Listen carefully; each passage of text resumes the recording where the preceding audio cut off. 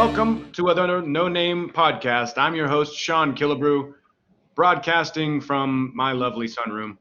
And I'm joined by three of the most talented, most helpful people at the Center for Teaching and Learning.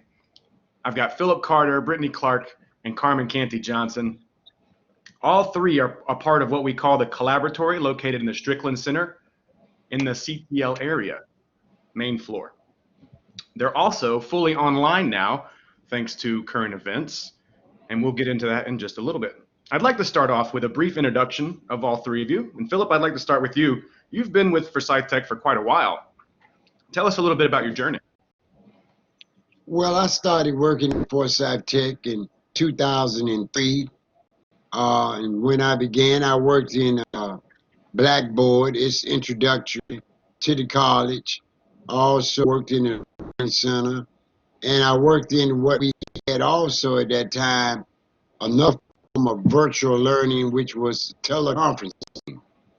And at that time, we only had about 2 or 3 classes that we teleconferenced with, and one was with Fayetteville State, dealing with funeral home services, and rest were with our own remote sites within Forsyth Tech. And there were very few, just maybe English and philosophy. But it has grown since then, so has Blackboard. You've seen a lot of changes happen at Forsyth Tech since 2003.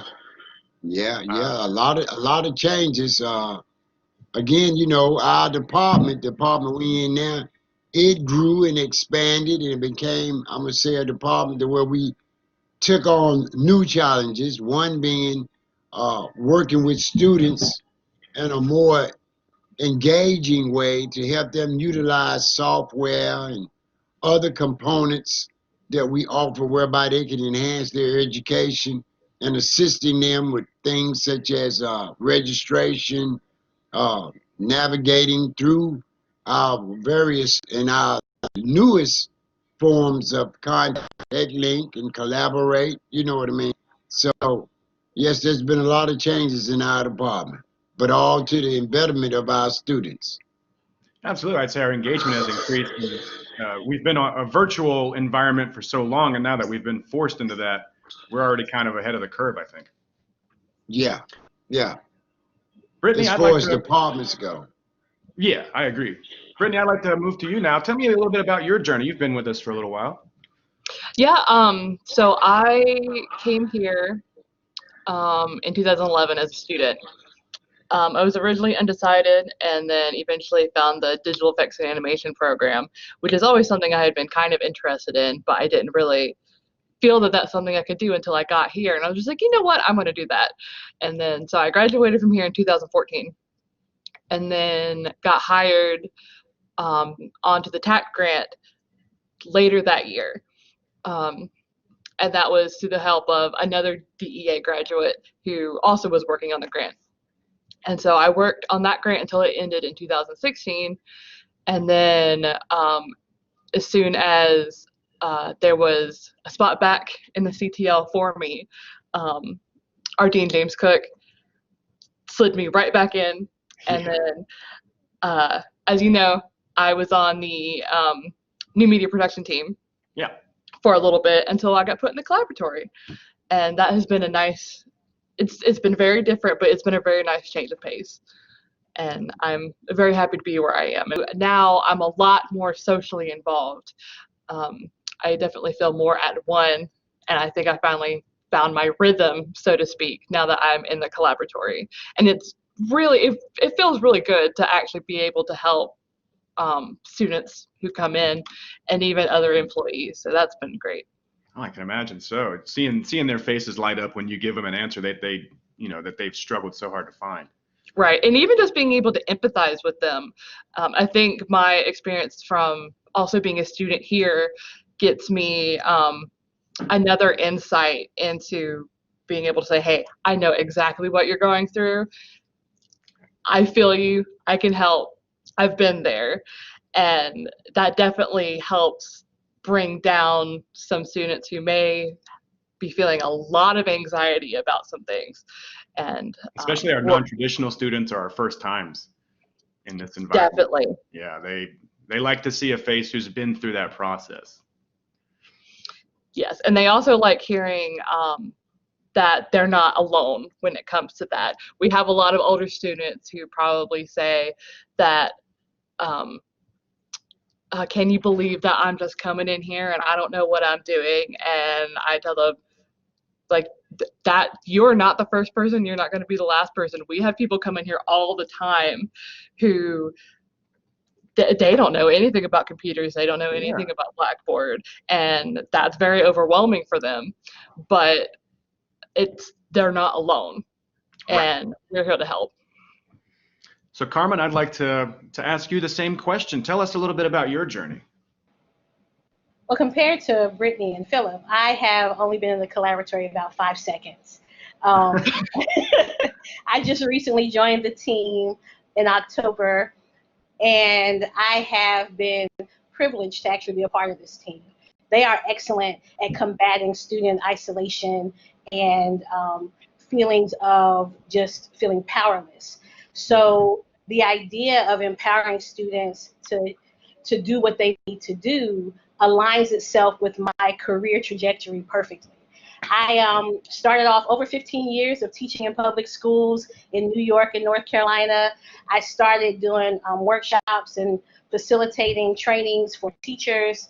After that, I wrote a little bit of curriculum, and then I became interested in the peer support specialist field and got certified as a peer support specialist in the Maryland, D.C. area before returning back to North Carolina and joining the Forsyth Park community.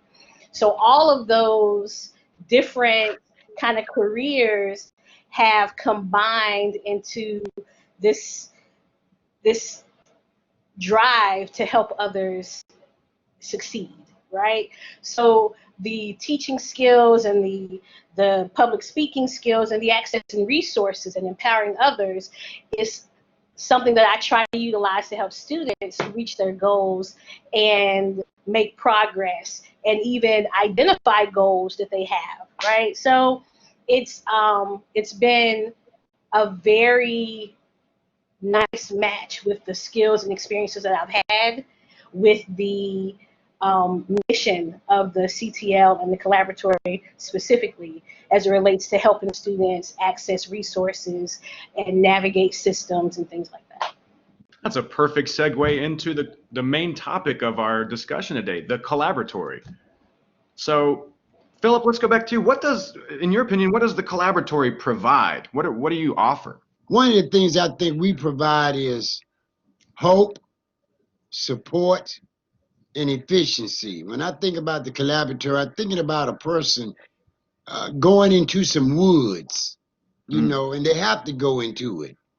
And once they get in it, they find themselves lost. And then all of a sudden, there appears an elf, as you might say, a collaboratory elf. Someone who knows the terrain, you know what I mean, knows the environment. And that eases their stress, you know what I mean? It gives them confidence and reliance in themselves. And we get to then show them how they really already have the resources internally and mentally to do what they came to Forsyth Tech for. So that's what I think we do best of all, other than helping people learn how to navigate, as Carmen said, the different systems and the different software. We give them that support, you know what I mean? And we give it to them in a timely, a friendly, compassionate way to whereby they're at ease, at least when they come into the Collaboratory. They know they have a friend in the world of their pursuit of education. Do you notice students coming in there just for that feeling of comfort? Oh, yeah. Yeah, they most definitely do that. They come in and they somewhat become more like a chat box, in a way. They want to talk and sit around, and we're all right with that, too. I think having a place to where you can take a break from the mundane issues and stresses of pursuing an education is good. You know what I mean? I And we agree. help them get back in line, because we have other students that we have to help. So we can't just stay there, but we can, what's going on with you today? Did this work out for you? And, oh, yeah, thank you. You know what I mean? So it's a very friendly, congenial atmosphere that we sit in. Yeah, you're not without all the formality that goes into like an advisor or an Yeah. instructor, things like that. It's kind of almost just a peer level support group. Tell me a little bit about what you're thinking, Brittany. I thought you had an idea there for a second. Well, going off of what Philip said, one of the things that we do is we set students up for success, which I think is a huge factor. And I've had students come in before who have said, with some issues that they've been dealing with some of their instructors, that they felt that they were being set up for failure. And making them aware of some things that they have, it makes them realize that they can take charge of their own future and that they have all these resources and they have people behind them. And we definitely have a sense of community in this room. We have some people who are constant regulars in, who it's a part of their day to come in and check on us and talk and see how we're doing, and they give us life updates, and we do a lot of listening. And it's good seeing people's journeys, especially watching people grow. We have some students who are in a much later part in their lives who don't know how to use computers, didn't think that they could ever go back to school, and watch them learn how to take classes, particularly online, and thinking that they couldn't do it when they first stepped foot in here, and realize that, oh, we do have the ability to do this, and watching their eyes kind of wide open is that there's nothing that tops that. How about you, Cameron? I think that, as Brittany and Philip have stated, the power of the collaboratory is in the way that we help students combat the pressures of being a student, right? So the idea of their internal monologue, their self-talk, how they're saying, I can't do this, I can't figure it out, or even external pressures like digital access, basic needs insecurities, or just balancing all the different roles that students have to deal with, being a parent, being an employee, being a student, all of these different roles that they fulfill. The collaboratory helps them identify resources that are available to them at Forsyth Tech. We help empower them with a sense of confidence. When they come in, we're equipping them with skills. We're just giving them a thumbs up when they use skills they've already learned that they may be a little bit cautious about. It is not that the collaboratory staff, that we're the only people that students can rely on. We're just an awesome source to get you networked in to everybody else on campus that you may not be aware of. Them talking to us, they may be telling us about a life challenge, and we're like, the Women's Center could help you out with that. Right. Or you can get free tutoring over here. Or here, this is how you find the syllabus. This is how you utilize your digital drive, your online drive. You know what I mean? So that they leave feeling like, I can do this and I'm not by myself. It's an awesome place where students can come and feel like they belong. And feel like they are valued. It's a nice way for them to make a connection with an institution like Forsyth Tech, where they may only be able to come after work. You know what I mean? So in order to make that connection that other traditional students may have, we are trying to build those relationships so that they can navigate their educational journey successfully. Really just expanding the community part of community college.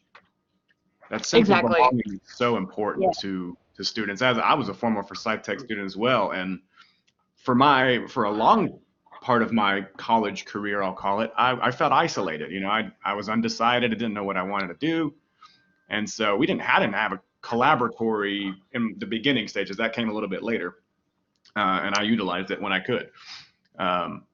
So it's nice to have that sense of belonging and that reassurance, even that, yes, it's okay to feel stressed out. It's okay to feel like you're overwhelmed. That's part of this process. You know, Sean, and I wanted to chime in because I wanted to say how, I'm more going out throughout the city, you know what I mean, than all Yeah. three of y'all. Brittany don't live in Winston-Salem, and Carmen is home taking care of my little friend Noah. But when I'm out and about in Winston-Salem, you all would be amazed to the many students that come up to me and say, hey, do you remember when I used to come to the Collaboratory? Or I'm going to Winston-Salem State now. I'm getting ready to transfer to AT&T. I never thought I would make it. You know what I mean? And I can say, when you came in there, I remember you was timid, you was afraid, but didn't we get through it? And they say, yeah, I'd have never made it if I wouldn't have been able to come to that Collaboratory in there where you all were at. And they asked me like how Brittany doing and some of our workers that have moved on, what they doing, but they know us just like we're, I'm going to say, close friends, you know what I mean? Yeah. And I'm going to end with this, my mother was in the hospital, and while I'm at Forsyth Hospital, I had several nurses who went through our nursing program, but come into the Collaboratory, come over, reintroduce themselves, and remind me that they used to come in the Collaboratory and they didn't know how to use the computer, or some of them being from different countries had a language barrier. And it was good to be able to go somewhere where someone could take the time to help them understand what were being said and asked to them. So I just wanted to share that. Absolutely. And it's fantastic that you build those kinds of relationships that transcend the building and the space that you're in. And that's, to me, again, that really ties the community into everything. And with Philip out at our different campuses and such an active member of the Winston-Salem community, you could say the Collaboratory transcends that space too. It's bigger than just that one room, which in the room is cool. It's got 2 study spaces that you can be private in with computers. It's also got a general meeting space with a smart board and laptops that you can check out individually, which that's a cool meeting space. But in our current times, that may not be as practical. So tell me a little bit about your online Collaboratory. Chime in, anyone who wants. The virtual Collaboratory, I think, is amazing. That's my preference right now since I'm working from home. But it is awesome for those students who may not have transportation or who don't have the time to do that travel back to campus and then back home. Thus far, we've worked with students who have children at home where they're like, I can't just leave them and come learn this skill. And the virtual meeting space allows them to get things on the computer. We can share screens. We can help them access their resources. And we basically are doing the same type of assistance without them having to physically make time and move themselves to the Collaboratory on campus. Given the health concerns right now and some other life challenges that people might be having, the virtual Collaboratory is a really nice option to have. Yeah, I think it's fantastic. I mean, it really expands your reach. And again, I like what you said about the time. People have busy schedules. They may be traveling from work. They may be working online because they don't have time to come to a campus. And so I really like that we're expanding our reach to meet those other students and really engage them as well. What kind of resources do you typically point to? What are your top of mind resources that you tend to send people to? Most of the time, if there are new students, it's understanding Blackboard, because that's what they're using right now, and understanding the icons and how to submit classes and how to utilize discussion board, how to even send emails, and how, as we all know, in this more so virtual climate of communication, how to even communicate with fellow students and the importance of that. Because by us not being actual instructors in the classroom, we can help them to reach out to other students whereby they create their own little network. you know what I mean, using Collaborate and also using Blackboard. So that's been one of the things that I've been able to do, and the things that Carmen mentioned as well that we've been doing throughout this unfortunate time. But in it, we've learned and thought of other ways and how we can continue to enhance students' opportunities to garnish the education in which they came to Forsyth Tech for. What's really good with that, with the virtual collaboratory as well, is the fact that sometimes people are not even sure how to use the link to go into the collaborate space. So we also do phone support. You call us, we're going to walk you through it. Do you know how to log in? Do you know how to get to your email? You know, just click on this link and here I am, you know, like surprise. So it's more than just being able to meet us in an online collaborate space. It's recognizing that there are different levels of assistance needed. Now, there may be other students who are looking for different extracurricular activities that they can join. We had a student who went through the process of starting a club, and he was kind of like, I think we want to start this club, and we're doing this and this. And I was like, hey, why don't you go talk to this department? And they gave him the paperwork, and he was like, you know, I'm not sure. And we were like, well, let us read it.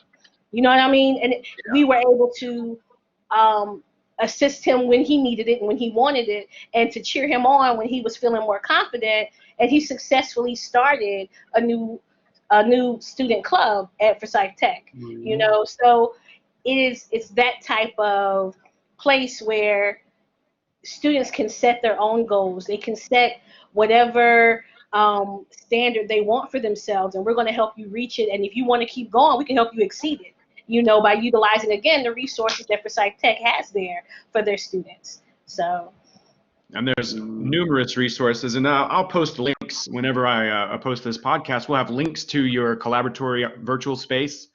We'll have information about you three individually, about how to get in contact with you as far as getting some services from the Collaboratory. And I think a lot of people are going to get some very good information out of this. I'm so happy you guys joined me today. You three are top of the line at the CTL and Forsyth Tech, for that matter, in my opinion. We could not do what we do at the Center for Teaching and Learning without you three, and I mean that. So integral. So integral. And you're front facing to our students is a big part. You know, we have faculty development that works with our faculty, but very few of us actually interact on a daily basis with the students. And so that's where you three really shine, and you show up, and it's fantastic to see how much you guys do to help the students. That's what it's all about, student-centered. Yeah, we wouldn't be here if it weren't for students. Exactly. Well, as we say, our doors are always open, and so is our desire to help the student meet their goals. Fantastic. Any final thoughts? No? We're just looking forward to the fall semester and getting ready to get in and help those that come to the school move forward. Yeah. Move forward. And we want to make sure that students understand that they belong at Forsyth Tech. They're a part of a community, and that the Collaboratory is a space where they definitely belong, and we can help them start making those connections in order to be successful. Fantastic. Well, that will wrap up another No Name podcast brought to you by the Center for Teaching and Learning at Forsyth Technical Community College. I'm your host, Sean Killebrew. I've been joined by Philip Carter, Brittany Clark, and Carmen Canty Johnson over at the Collaboratory space in the Strickland Center, and now online. Thanks for watching. Have a great day.